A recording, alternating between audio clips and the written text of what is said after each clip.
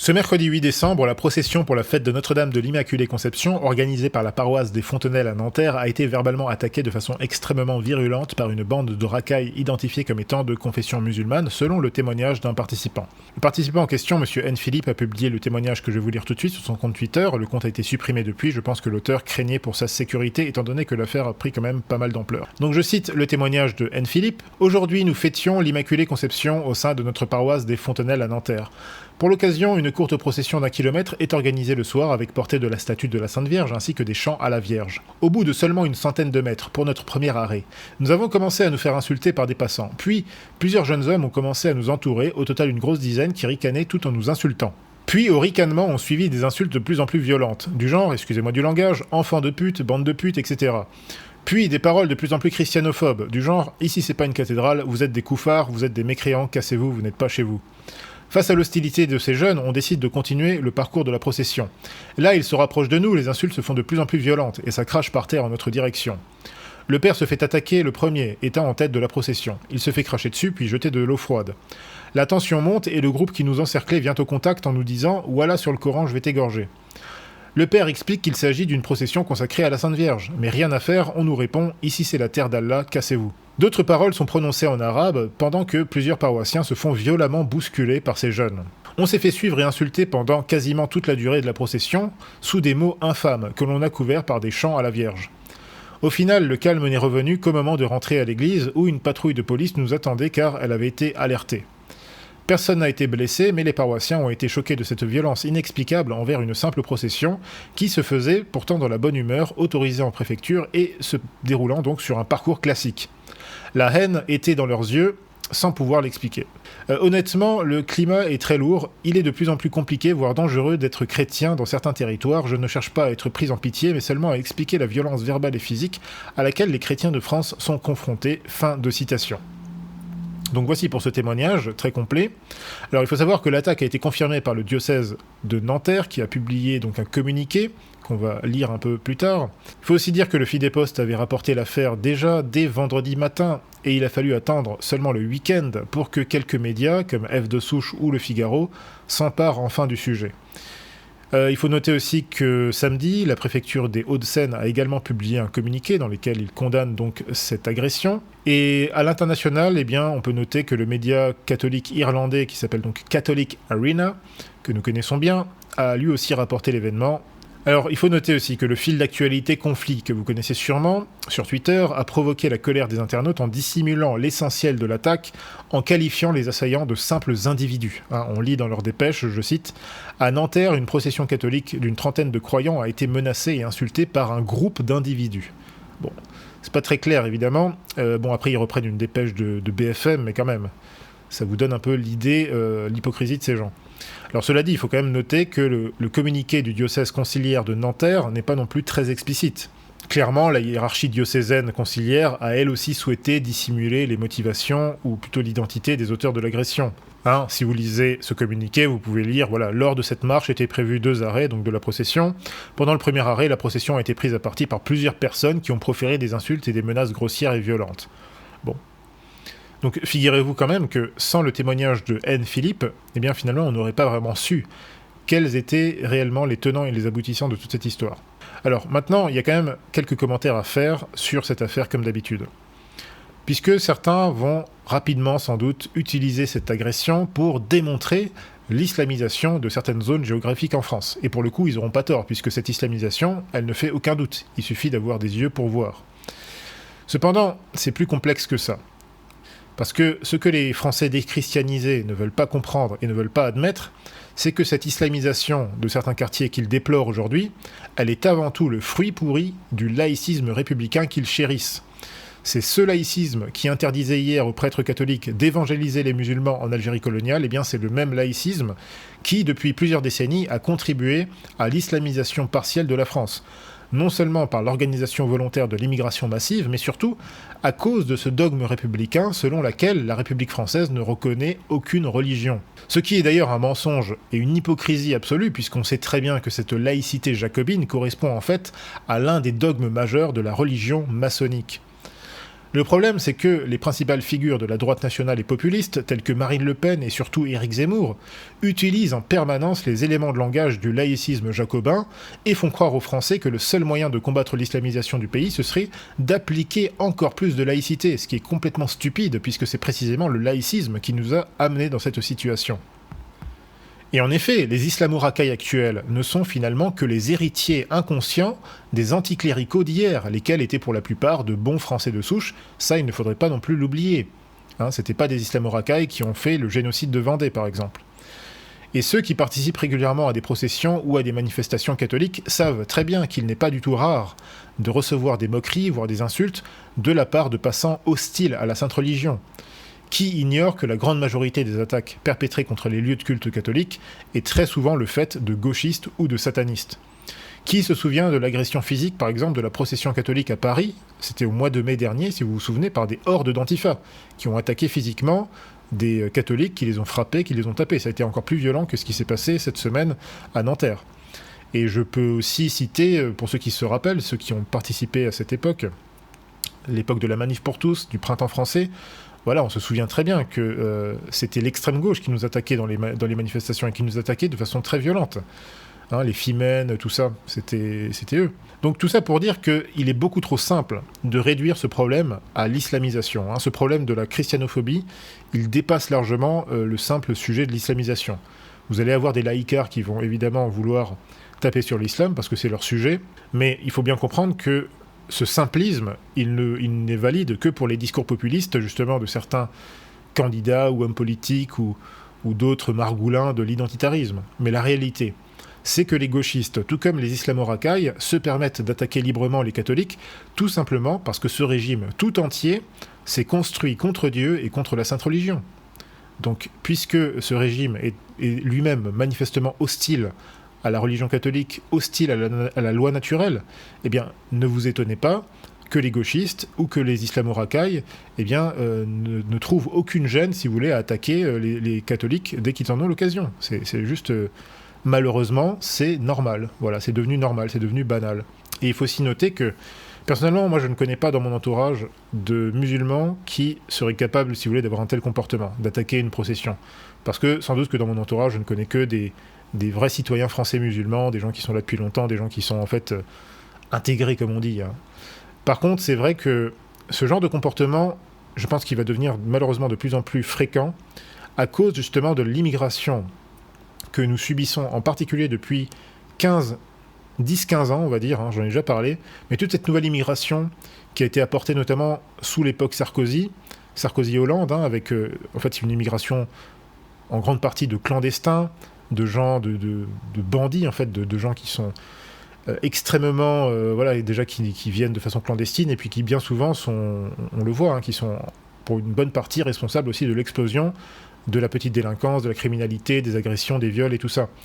Tous ces migrants qui débarquent du Maghreb ou qui débarquent d'Afghanistan ou de je ne sais où, du Soudan, de Somalie ou que sais-je, eh bien, on remarque que ces gens-là sont quand même très différents, si vous voulez, des musulmans, on va dire, des citoyens musulmans qui sont issus plutôt de la culture, 4e République, 5e République, quoi. Ça n'a rien à voir. Ce sont ces nouveaux migrants-là, enfin ces nouveaux clandestins, ou ces gens en tout cas qui sont là depuis 15 ou 20 ans, on voit que ce sont des gens vraiment beaucoup plus ancrés dans une logique vraiment de dédain, non seulement de la France, ou en tout cas de l'autorité et de la loi, mais également qui ne se gênent pas, si vous voulez, pour attaquer le catholicisme. Qui ont des comportements vraiment très agressifs et qui ne vont pas hésiter justement à agresser comme ça des catholiques. Donc en tout cas, ça c'est ma théorie, c'est comme ça que je vois les choses. Mais bon, ça change rien à l'affaire, ces gens-là, effectivement, c'est ce qu'on dit depuis longtemps, mais à mon avis, cette question-là, il n'y a que l'État catholique qui peut la résoudre. Le laïcisme national républicain de Zemmour, à mon avis, est beaucoup trop faible pour ça. Et surtout déjà, il ne faut pas compter sur les autorités conciliaires pour faire savoir évidemment l'état des choses, c'est pas eux qui vont vous dire clairement les termes, comme on dit. Donc en fait finalement, nous ne devons que compter sur nous-mêmes, enfin en tout cas d'abord sur Dieu, sur nous-mêmes, sur la doctrine de l'Église, sur le clergé fidèle à la tradition, pour nous organiser, pour réfléchir à tout ça, pour essayer de trouver justement les moyens de nous protéger contre ces menaces qui, encore une fois, ne sont pas seulement des menaces qui viennent de la racaille immigrée islamique ou que sais-je, qu'on voit ici à l'action, là, qu'on a vu cette semaine à l'action, mais ce sont aussi des menaces qui viennent du régime, qui viennent de la gauche. En fait, les menaces viennent de partout. Il faut bien comprendre que nous sommes encerclés de toutes parts. Ne croyez pas que ces laïcards islamophobes qui sont tout fiers d'être islamophobes, ne croyez pas que ce soit nos alliés. Bien souvent, ce sont des gens, au contraire, qui continuent de promouvoir le laïcisme, qui veulent toujours plus de laïcisme, alors que on en meurt justement du laïcisme. C'est le laïcisme justement qui nous amène tous ces problèmes. Et justement, moi je pense que les politiciens de l'actuelle droite nationale populiste commettent une grave erreur en cherchant à produire dans leur discours un espèce de mélange contre nature qui prétend concilier le laïcisme révolutionnaire avec le vernis beaucoup trop superficiel des soi-disant donc valeurs judéo-chrétiennes. Pour moi, tout ça, c'est du blabla et c'est trop faible, en fait. Et c'est aussi pétri de mensonges. En tout cas, de choses qui sont incompatibles. Et je pense même que, par leur discours populiste, laïcard et un petit peu grossier, eh bien, beaucoup de ces politiciens, malheureusement, rebutent aussi inutilement des bons citoyens musulmans. Là, je parle des bons citoyens musulmans, hein, je parle pas des islamo-racailles. Et donc, avec ce discours-là, j'ai l'impression qu'ils rebutent cette population et ils hystérisent au contraire tous les indésirables. Tous ceux qui sont soit influencés par le gauchisme, soit ceux qui sont tous ces islamo-racailles là, qui débarquent depuis 15 ou 20 ans, d'ailleurs, amenés en grande partie, merci à M. Sarkozy. Hein. Je voyais hier, Éric Zemmour qui avait des mots plutôt conciliants vis-à-vis de Nicolas Sarkozy, pour qui il a voté en 2007, au lieu de voter Jean-Marie Le Pen. Voilà où nous en sommes. Vous comprenez, on a beaucoup de gens qui nous critiquent souvent, qui nous disent « oui, vous êtes trop dur vis-à-vis de Zemmour, on n'a pas le choix, machin truc ». C'est pas une question de choix, c'est une question de cohérence en fait. Hein, ce type, on lui fait pas confiance pour le moment, parce que tout simplement, pourquoi n'a-t-il jamais voté pour Jean-Marie Le Pen à l'époque où c'était absolument crucial, et il a préféré voter Sarkozy. Et en plus de ça, je dirais que l'un des problèmes, et ça c'est à mon avis une erreur dans la campagne actuelle de Zemmour notamment, c'est que ce laïcisme qu'il déploie régulièrement dans son discours ne me semble pas du tout adapté en fait. Et déjà il est inconciliable avec son autre discours, donc plutôt valeurs chrétiennes ou je sais pas quoi, judéo-chrétiennes. Et surtout, le problème c'est que le laïcisme, c'est une erreur spirituelle, philosophique, mais c'est aussi une erreur politique, et donc quelque part aussi électoraliste. Il y a plein de musulmans à mon avis, et enfin c'est même pas à mon avis, hein, c'est même ce que nous constatons sur le fil des postes depuis un certain temps. Beaucoup de musulmans en fait nous respectent beaucoup, précisément parce que nous sommes logiques avec nous-mêmes. Ils nous respectent alors que même comme vous le savez, nous faisons des conférences d'apologétique pour réfuter l'islam, pour convertir les musulmans, mais pourtant ils nous respectent. Pourquoi ? Parce que nous avons un discours offensif, respectueux mais offensif. Et c'est ça la différence entre nous et un Éric Zemmour par exemple qui va vous dire oui, nous tendons la main aux musulmans, mais ils doivent admettre que la loi de la République est supérieure aux lois de l'islam. Mais c'est complètement stupide, c'est absurde. Nous, on ne cherche pas à faire admettre ça aux musulmans, si vous voulez, parce que ça n'a aucun sens. Parce que nous-mêmes, évidemment, en tant que catholiques, nous ne considérons certainement pas que les lois de la République seraient supérieures aux lois de l'Église. C'est absolument grotesque. Mais donc, d'un point de vue, si vous voulez, du discours politique, c'est très mauvais, en fait. Hein. Je ne sais pas qui lui conseille de sortir ce genre de choses. Évidemment, ça va plaire à l'essentiel de son public, hein, qui, lui, évidemment, n'est pas dérangé par ce genre de formule. Mais c'est pas très logique. Il serait beaucoup plus intelligent de faire comme nous le faisons. Bien sûr, nous ne sommes pas en campagne, nous n'avons pas du tout les moyens d'Éric Zemmour, nous n'avons pas les facilités qu'il a eues pendant toute sa carrière. Mais voilà, nous, ce que nous disons, c'est plutôt, voilà, citoyens musulmans, idéalement, on aimerait bien que vous vous convertissiez, mais à défaut, tout ce que nous souhaitons, c'est que vous pouvez vivre ici, bien sûr, hein, pour ceux qui sont des vrais citoyens français, en toute bonne harmonie, il n'y a aucun problème, à condition simplement de vous soumettre en tant que communauté, de vous soumettre à la constitution catholique, de l'État catholique que nous désirons. Évidemment, nous en sommes très loin, je l'admets, on n'y est pas encore. Hein. Mais c'est un peu comme ça qu'on voit les choses, et du coup ce discours, en fait, quand moi j'en parle à des musulmans, ils aiment bien ce discours, ils s'y retrouvent, ils se disent oui, nous on préférait vivre effectivement dans une république catholique, ou en tout cas dans un État catholique, appelez ça comme vous voulez, plutôt que dans l'actuelle république qui est complètement, je sais pas moi, décadente à tous les points de vue. Beaucoup de musulmans en fait sont vraiment de droite dans leur esprit, hein, ils sont juste naturalistes la plupart du temps. Mais effectivement, le problème que nous avons, c'est aussi, et que eux aussi ils ont, c'est toute cette islamo-racaille à qui nous avons affaire. Et aussi, si vous voulez, plus vous avez de vagues d'immigration, plus toutes les populations d'origine immigrée qui sont déjà là depuis fort longtemps et qui sont quand même pour la plupart plutôt bien intégrés, en fait ça pose un problème, ça pose un double problème, parce qu'il y a un grand remplacement non seulement des vrais Français, enfin des Français de souche, hein, et il y a aussi quelque part, ce qui est assez paradoxal peut-être, mais beaucoup de gens ne le remarquent pas, il y a aussi quelque part un espèce de grand remplacement des populations de citoyens d'origine immigrée qui viennent justement de ces anciennes zones géographiques, donc de l'ancien empire colonial, Afrique du Nord, Afrique subsaharienne, Asie, etc. etc. Donc tous ces citoyens qui sont là depuis les années 50, 60, et qui, à cause justement du passif colonial entre la France, l'Afrique et l'Asie, ont quelque part une raison, si vous voulez, d'être ici. Quelque part, il y a un rapport historique qui explique leur présence en France depuis de nombreuses décennies. Donc ces gens-là sont donc quand même dans une situation, effectivement aussi, paradoxalement, de grand remplacement par ces nouvelles populations issues justement de cette immigration sauvage que l'on constate notamment depuis les années 90, mais surtout depuis les années 2000. Donc voilà, une population d'origine immigrée, mais qui n'a en fait aucune raison d'être ici, en fait. Des clandestins, des gens qui n'ont strictement rien à foutre là, tout simplement. Tous ces nouveaux immigrés que nous subissons depuis la fin des années 90 ou notamment depuis l'époque Sarkozy avec tous les clandestins et tout ça, ce sont des gens qui n'ont rien à foutre ici. Hein, il faut les dégager, tout simplement. Ce sont des gens qui n'ont aucune légitimité à être là. Bref, donc, pour terminer ce long discours, excusez-moi, voilà, moi j'affirme que le catholicisme politique, c'est la seule ligne qui, demain, sera capable de sauver la France de son autodestruction, parce qu'il s'agit bien de ça, c'est une autodestruction. Vous comprenez, vous savez très bien pourquoi je dis ça. Et grâce à Dieu, moi il me semble quand même que de plus en plus de catholiques, de toutes tendances confondues, hein, peu importe que vous soyez conciliaire, lefévriste, CDVAC, machin truc, sur le plan politique, moi il me semble que de plus en plus de catholiques commencent vraiment à réaliser la chose, commencent à se rapprocher et à comprendre l'intérêt de l'intégralisme, du catholicisme politique, à quel point c'est urgent, à quel point nous devons vraiment militer pour ça, nous devons influencer la sphère politique à ce niveau-là.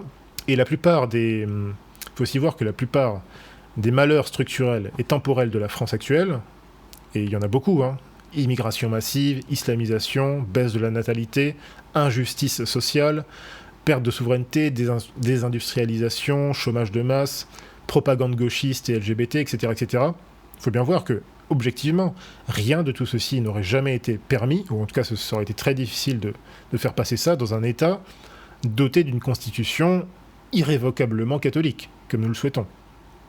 C'est clair que ce qu'on voit depuis 60 ans, 70 ans, ça ne serait jamais arrivé dans un État catholique qui se tient correctement. Ça, c'est évident. Donc là aussi, il faut que les laïcards, tous ceux qui sont les libéraux, les laïcards, tous ceux qui sont un peu dans cette tradition jacobine révolutionnaire, en fait, hein, quelque part, aussi qu'ils réalisent ça, qu'ils soient un petit peu cohérent en fait avec l'histoire de France. Il nous parle en permanence de l'histoire de France, etc., etc. Mais regardez l'histoire de France. À partir de quand ça a commencé vraiment à déconner ? Comme par hasard, depuis que nous avons tous ces régimes issus de la Révolution. C'est vraiment là que c'est parti complètement en vrille. Donc il n'y a pas de fumée sans feu. Et donc il n'y aura pas de salut de la France sans l'État catholique. Voilà, donc ce sera tout pour aujourd'hui les amis. J'ai quand même encore une annonce, même 2 annonces à faire. Premièrement, je comptais faire un live cette semaine, mais j'ai pas eu le temps. J'ai vraiment pas eu le temps. Là, on a beaucoup de choses sur le feu. Vous avez vu que j'ai publié déjà la série de vidéos là sur la conférence sur l'islam, la passion du Christ, etc. D'autant plus que là, je m'adresse aux membres d'Élite Nationale. Hein, pour ceux qui connaissent Élite Nationale, on est vraiment en train de développer notre réseau. Là, il y a la mise en place du forum qui vient d'être réalisé ce week-end. Et donc voilà, il y a beaucoup de travail et encore beaucoup de choses à faire prochainement. Donc voilà, le temps me manque ces derniers temps. Mais voilà, surtout l'annonce la plus importante. Très important, j'aimerais vous parler du projet de la cagnotte organisée par l'abbé Thomas Le Gall, ou en tout cas par le cercle de fidèles autour de l'abbé Thomas Le Gall. Donc l'abbé Thomas Le Gall, c'est un très très bon prêtre que je connais personnellement. Donc c'est un prêtre non nunacum, semper idem, et donc il a le projet, ce groupe de fidèles désire justement donc acquérir un bien immobilier dans le nord des Deux-Sèvres, donc dans la région Saumur, Angers, Parthenay, donc pour installer vraiment un lieu de messe permanent pour l'abbé Thomas Le Gall, qui jusque-là était vraiment un prêtre missionnaire, hein, qui nous a visité ici nous en Alsace, il a visité d'autres personnes ailleurs en France. C'est un prêtre qui est d'une d'une qualité et d'une générosité sans pareil à ma connaissance. En tout cas, voilà, je vous laisse le lien de la cagnotte dans la description. Vous voyez ici à l'écran donc la cagnotte en question qui se passe sur Litchi. J'en reparlerai sans doute dans les prochaines émissions. Et voilà, si vous avez évidemment les moyens et si vous avez de l'amour pour nos prêtres fidèles à la tradition, eh bien n'hésitez pas même à faire un don le plus modeste possible, même le plus modeste qu'il soit, pour aider justement l'abbé Thomas Le Gall et ses fidèles à avoir vraiment un lieu de messe. On en a vraiment besoin. Je pense que c'est même le combat essentiel, parce que je vous parle beaucoup souvent de politique et tout ça.